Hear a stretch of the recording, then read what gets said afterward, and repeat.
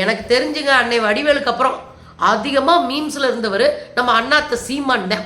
எந்த ஒரு கட்சியில், எந்த ஒரு அரசியல் கட்சியில் கேள்வி கேட்க முடியாதோ அந்த கட்சி ஜனநாயகமாக இல்லை என்று பொருள். தோளில் தூக்கி வச்சே என் வாயில மூத்திரம் பெஞ்சிட்டானுங்கன்னு சீமானுடைய அராஜகம், ஈழ பிணத்தின் மீது காசு பொறுக்கிற தன்மையும் தான் அவங்களை வெறுப்படைய வச்சு வெளியேற்றுச்சு.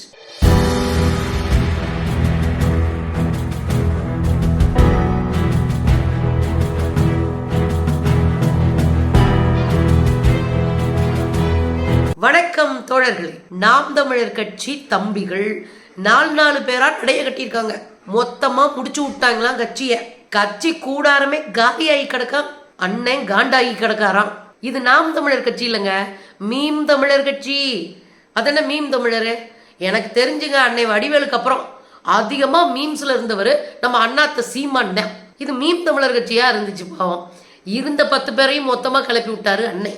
ஏதோ சாட்ட மாதிரி ஒரு 4 பேர் உசுரை பிடிச்சி உள்ள இருந்து அண்ணனை காப்பாத்துறாங்க. இல்லைன்னா அண்ணன் என்ன நிலைமையில இருப்பாருனே தெரியாது. அப்படி போயிட்டு இருக்கு கட்சி. ரொம்ப வேதனையா இருக்குங்க. நிறைய பேர் என்கிட்ட பேசினாங்க, என்னங்க அப்பெல்லாம் நீங்க சீமான கண்டுக்கிறதே இல்லை அப்படின்னு. அங்க கண்டுக்கிற அளவுக்கு ஒண்ணும் இல்லையே தம்பி அப்படின்னு நான் சொல்லியிருக்கேன். இருந்தாலும் நொட்டாங்கையில தட்டுறதுக்கான தம்பிங்க நமக்கு இருக்காங்க. நமக்கு முந்தி நானா அடிச்சுக்கிட்டு இருப்பேன். 2 வருஷத்துக்கு முன்னாடி ஒத்தையில நின்று ஓங்கி ஓங்கி அடிச்சுட்டு கிடப்பேன்.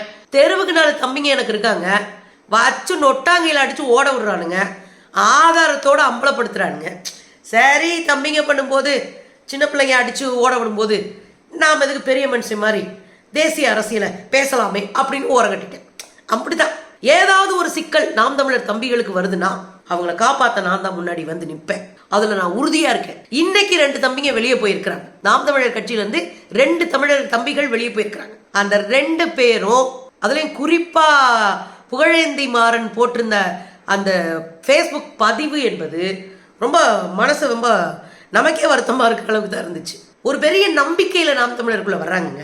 அப்படி சக்கரையா பேசுறது, அடிச்சு விடுறது. ஏன்னா நல்ல பேச்சாளர் சீமான், அதுல எல்லாம் நான் பொய் சொல்ல மாட்டேன். அவர் பேசுறது வேணா பொய்யா இருக்கலாம், ஆனா பொய்ய கூட நம்புற மாதிரி சொல்லக்கூடிய ஒரு ஆள் தான் சீமான். ஆனா அதை நம்ம கண்டுபிடிச்சு அடிக்கிற ஆளுக்கு தான் நம்ம ஆட்கள்ன்றது வேற வச்சுக்கோங்க, நம்ம அரசியல் வேற. அதுல இந்த பசங்க நம்பி போறானுங்க பாருங்க. 5 வருஷம் 6 வருஷம் உள்ள கடந்து தெருவிழா அலைஞ்சு வீட்டை பார்க்காம கட்சிக்கு காசு சம்பாரிச்சு தேர்ந்தெடுத்து அவளை கொண்டு போய் கொடுத்து பழியா கிடப்பானுங்க சீமான் வீட்டு முன்னாடி. அந்த தம்பிங்க சமூக வலைத்தளத்துல ஒரு பதிவை போட்டுட்டு வெளியேறனா எம்பிட்டு வேதனையில வெளியேறிப்பான். இதை தாண்டா தம்பிங்களா நான் சொல்லிக்கிட்டே இருந்தேன். இதைத்தானே நான் 10 வருஷமா அடிச்சுக்கிட்டே இருக்கேன். நீங்க ஏமாறுறீங்க. எந்த ஒரு கட்சியில, எந்த ஒரு அரசியல் கட்சியில கேள்வி கேட்க முடியாதோ அந்த கட்சி ஜனநாயகமா இல்லை என்று பொருள். உழைக்கிறவன் கேள்வி கேட்பான், அதுக்கு தலைவன் பதில் சொல்லணும். அதுக்கு பேர் தான் ஜனநாயகம். நான் அன்பான சர்வாதிகாரினா வாயில மிதிச்சுட்டு போயிட்டே இருப்பான். அதுதான் இப்ப நடந்திருக்கு. அண்ணன் இடையில கதர்னாரு, தோல்ல தூக்கி வச்சே என் வாயில மூத்திரம் பெஞ்சிட்டானுங்கன்னு. நல்ல வேலை, அதோட நிப்பாட்டிட்டு போயிட்டானுங்க தம்பிங்க. இல்லைன்னா இன்னும் அசிங்கப்பட்டிருப்பீங்க. மிஸ்டர் சீமான், ரொம்ப நடிக்கிறீங்க, அநியாயத்துக்கு நடிக்கிறீங்க. ஏமாந்துக்கிட்டே இருக்கிறதுக்கு மூளை இல்லாத பசங்களா? கொஞ்ச நாள் உங்க கூட இருந்தாலே உங்க வகுசி தெரிஞ்சிடும், அப்புறம் அவன் வெளியே போயிடுவான். இது நான் ஏற்கனவே பல பேட்டிகள்ல சொல்லியிருக்கேன். வாய்ப்பு இருக்கிறவங்க போய் பாருங்க. சீமான் கட்சி ஒரு வாட்ஸ்அப் குரூப் மாதிரி. 4 பேர் புதுசா வருவானுங்க ஆர்வத்துல, அப்புறம் உள்ள இப்படித்தானே அப்படின்ட்டு வெளியே போயிடுவானுங்க. புரிஞ்சுக்கிட்டவன், புத்திசாலியா இருக்கிறவன், அரசியலை தெரிஞ்சுக்கிட்டவன் உள்ள இருக்க மாட்டான். அப்படி வெளியே போனவங்க ஏராளமான பேர். அதுலயும் நீங்க பாருங்க, நான் ரொம்ப சிம்பிளாவே ஒரு கேள்வி கேட்கிறேன். கொள்கை இருக்கணும், ஒரு கட்சிக்கு கோட்பாடு இருக்கணும், அரசியல் நேர்மை இருக்கணும், அறம் இருக்கணும், கொள்கை பிடிப்பு இருக்கணும். இதுல ஏதாவது ஒரு துளி, ஒரு முனை அளவாவது இருக்கணும். எதுவுமே தொட தெரிஞ்ச ஒரு தலைவனா இருக்கிறது தான் சீமான். அவருடைய கட்சியினுடைய வரைவறிக்கையில் என்ன எழுதியிருக்காரு தெரியுமா? எங்க கட்சியினுடைய தலைவரா மேதகு இருப்பார். எங்க கட்சியின் தலைவரா யார் இருப்பாங்க? மேதகு தான் இருப்பார். அவர் தான் எங்க கட்சியின் தலைவரா பார்க்கிறோம். வழிகாட்டியாக தந்தை பெரியார் இருப்பார். இதுதான் அவங்க வரைவிலக்கணம், வரைவறிக்கையில இருக்கிறது. இன்னைக்கு என்னடானா, பெரியார் தான் கெடுத்தாரு, பெரியார் தான் இது பண்ணாரு, பெரியார் தான் அது பண்ணாரு, திராவிடத்தால் வீழ்ந்தோம். டவுசர் போட்டிருக்கிறதே திராவிடத்தால் தான். அது முதல்ல அவருக்கு புரியும். ஓட்டு பொறுக்கிறதுக்கு இப்படி அலையுது.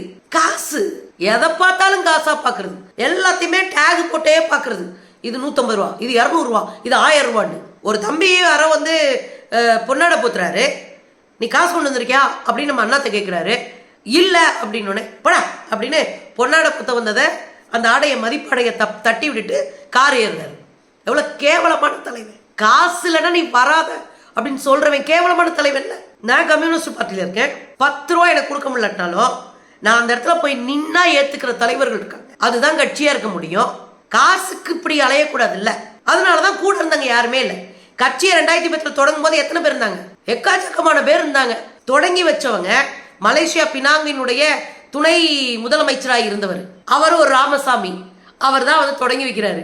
அப்புறம் நம்ம தமிழறிவு மணியன் ரஜினியும் ஆரம்பிச்சா தொடங்கி வைப்பாரு, அண்ணாமலைக்கும் தொடங்கி வைப்பாரு, நம்ம அண்ணாத்தைக்கும் தொடங்கி வச்சவர் அவர் தான். அதுக்கப்புறம் நிறைய பேர் கூட இருந்தாங்க, நிறைய இயக்குநர்கள் கூட இருந்தாங்க, நிறைய மாவட்ட செயலாளர்கள், எக்கச்சக்கமான இளைஞர்கள் கூட இருந்தாங்க.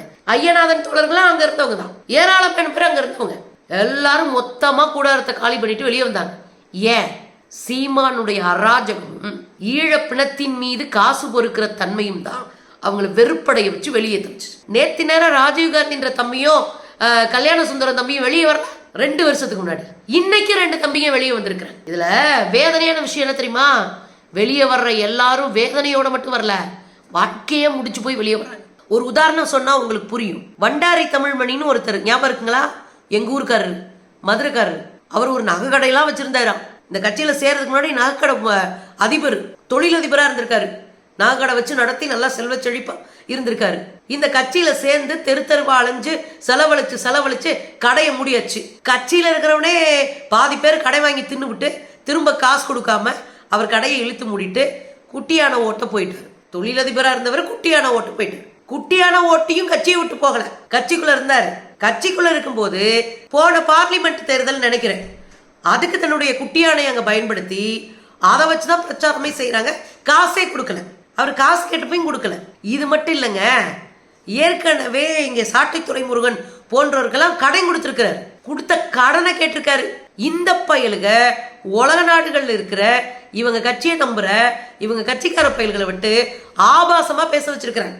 இதுல என்னன்னா, வண்டாரி தமிழ்மணியுடைய இணையரை கேவலமா பேசியிருக்கிறாங்க. அவ்வளவு ஆபாசமா கொச்சையா பேசியிருக்காங்க. ஒரு கட்டத்துல அந்த பொண்ணு தற்கொலை பண்ணிக்கிறாங்க, மண்ணெண்ணை ஊத்தி செத்து போறாங்க. ஒரு நாம் தமிழர் கட்சியில சேர்ந்து ஒரு மாறுதலுக்கான அரசியலை செய்ய போறோம்னு நம்பி உள்ள வந்து நகைக்கடையை இழந்து, பொண்டாட்டி இழந்து, சொத்து சோகத்தை இழந்து, நேர்மை இழந்து, நிம்மதி இழந்து தெருவில் நிற்கிறாப்புல அந்த தம்பி குழந்தைங்களோட தெருவில் நிற்கிறார். இதுதான் சீமான் கட்சியை வளர்த்த லட்சணம். இன்னைக்கு நேத்து கணேசன் ஒரு தம்பி வெளியே போயிருக்காரு, இன்னைக்கு புகழேந்தி மாறன் அப்படின்னு ஒரு தம்பி வெளியே போயிருக்காரு. இந்த கணேசன்றவர் டி நகர் தொகுதியினுடைய சட்டமன்ற தொகுதியினுடைய பொருளாதாரம் இருந்திருக்காரு. அவரும் நான் மொத்தமா வெளியேறேன்னு சொல்லி பதிவு போட்டுட்டு வெளியேறிட்டாரு. புகழேந்தி மாறன் யார் அப்படின்னா, சென்னையினுடைய கிழக்கு மாவட்டத்தினுடைய செயலாளராக இருந்தவர். விடாம இவர் கூட நின்று அவ்வளவு உதவி செஞ்சு எங்க அண்ணன் உயிரை விட்டவர். இன்னைக்கு அவரும் என்ன நோட் எழுதி வச்சுட்டு போயிருக்காரு தெரியுமா கட்சியை விட்டு? அதான் முக்கியம். அவர் என்ன சொல்லியிருக்காருன்னா, பெரும் நம்பிக்கையோடு தொடங்கிய பயணம், பெரிய நம்பிக்கை, அரசியல் மாற்றத்தை நாங்க தான் செய்ய போறோம் அப்படின்னு பெரிய நம்பிக்கையோடு தொடங்கிய பயணம். அண்ணன் சீமானின் வார்த்தைகள் தான் அரசியல் என்று நம்பி தொலைத்த நாட்கள் அதிகம்.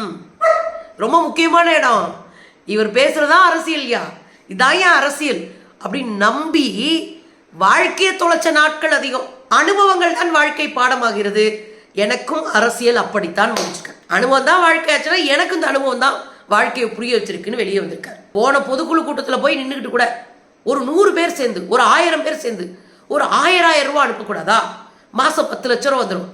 ஏன்னா இவர் ஜாலியா இருந்துக்கலாம், கார்ல 70 லட்சம் கார்ல போகலாம், கஞ்சியை குடிக்கலாம், நான்வெஜ் இல்லாம சோறு உள்ள இறங்காது. இவர் ஆடம்பரத்துக்கு எவனோ உழைச்சா 1000 ரூபாய் அனுப்பலாம், வாங்கி திம்பாரு. அதுக்கு 1.5 மணி நேரம் லெக்சர் கொடுப்பாரு இந்த பசங்க கிட்ட நின்று. அது அவன் தாண்டி என்னடா அப்படின்னா, காசை வெளிநாடு அங்கங்கன்னு மொத்தமாக வசூல் பண்ணி பையில வச்சுக்குவாரு. இவருக்கு தேவை தமிழ் தேசியம் இல்லை, இவருக்கு தேவை தனி ஈழம் இல்லை, இவருக்கு தேவை காசு. கல்லா கட்டணும், கஞ்சியை குடிக்கணும், தம்பா சுத்தணும், ஊரில் இருக்கிற மைனருக்கு மாதிரி சுற்றி திரியணும். அதுதான் நமக்கு என்ன. அண்ணன் மேடையில் நின்று ஓட்டுக்காக கண்ணீர் விடுவார் பாருங்க. ஒரு தடவை எனக்கு ஓட்டு போடுங்க. முதல்ல ஓட்டு போடும்போது விவசாயி பட்டனை அமைக்கி பாருங்க, ஓட்டு மிஷின் வேலை பார்க்குதான்னு. அவளை முட்டாளுங்களா நாங்கள்? இத்தனை முறை அரசியல் இன்னும் டெபாசிட் வாங்காம தானே போனீங்க மிஸ்டர் சீமான். ஏதோ போன எலெக்ஷன் நீங்கள் உருட்டின வீட்டில் சின்ன குழந்தைங்களை ஏமாத்தினதுல கொஞ்சம் ஓட்டு போட்டானுங்க. இனி அடுத்தது அதுவும் கிடையாது. நம்பிக்கை இழந்த ஒரு தலைவர், நீங்கள் நேர்மையற்ற ஒரு தலைவர். அரசியலை காசு சம்பாதிக்கிற களமா பார்க்குற கேவலமான தலைவர். ஆட்சிக்கே வராம சுரண்டி சேர்த்த ஒரு தலைவர். நீங்க ஆட்சிக்கெல்லாம் வந்தா எப்படி இருக்கும்? இதுதான் நடக்கும். தம்பிக ரெண்டு வரை எஸ்கேப் ஆகுறானுங்க. நல்லது, வாழ்த்துக்கள் தம்பிகளை. அரசியல் புரிஞ்சிருச்சு, இனி போராடம்லாம் வெற்றி தான். வாழ்த்துக்கள். அண்ணே சீமானண்ணே, சரி நான் என்ஜாய் பண்ணேன். அடுத்த 2 பசங்க வராமல போகிறாங்க, அதெல்லாம் வருவான். போங்க போங்க.